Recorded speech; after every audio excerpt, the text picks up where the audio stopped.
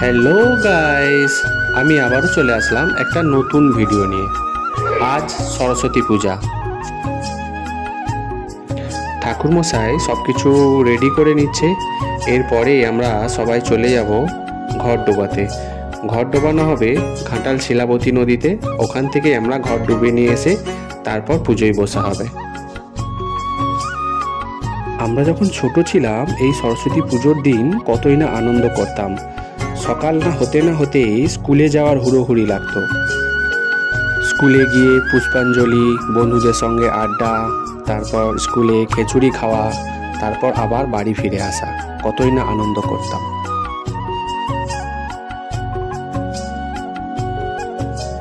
আমরা এখন চলে এসেছি নদীতে। ঠাকুরমশাই এখান থেকে ঘরটা ডুবিয়ে নেবেন এবং ঘর ডোবানোর কাজ শেষ হলে আমরা আবার চলে যাব বাড়িতে।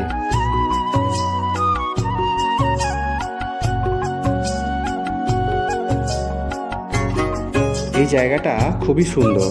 জায়গাটা হলো পুষ্পাতা, যে রাম মন্দির আছে ঠিক রাম মন্দিরের পাশেই।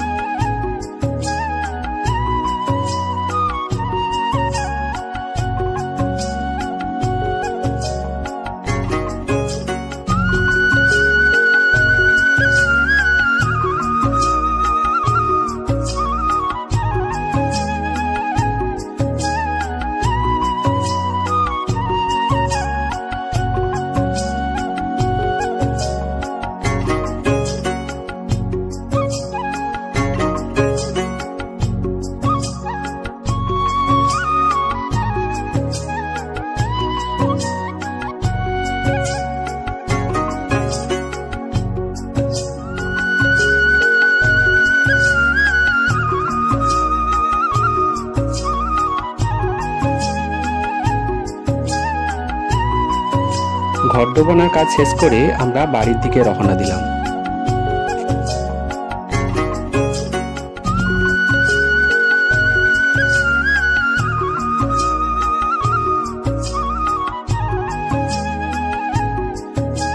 ঠাকুরমশাই ঘর ডুবিয়ে আনার পর উনি ওনার পূজার কাজ শুরু করে দিয়েছেন।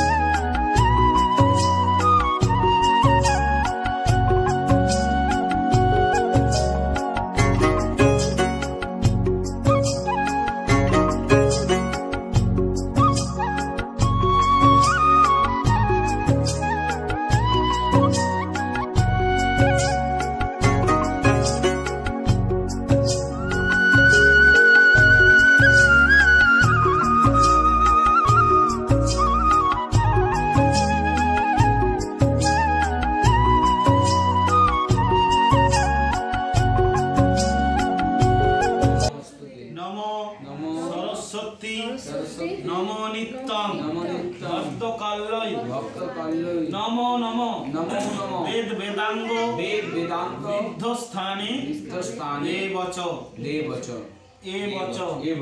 এসো সহচন্দন বিল্লপত্র পুষ্পাঞ্জলি সপরিবারায় সবাহনায় শ্রী শ্রী সরস্বতী।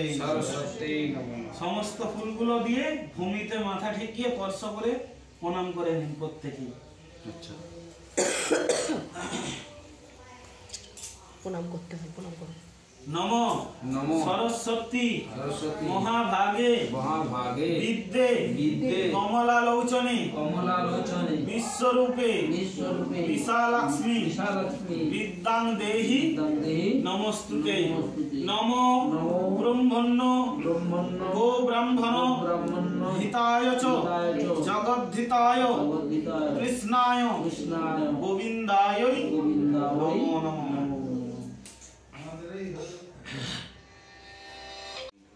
পুষ্পাঞ্জলি পর্ব শেষ হয়ে গেছে এবং সবাই আমরা পুষ্পাঞ্জলি দিয়ে দিয়েছি। এরপর হবে হোমের পর্ব হলেই পুজো শেষ হয়ে যাবে।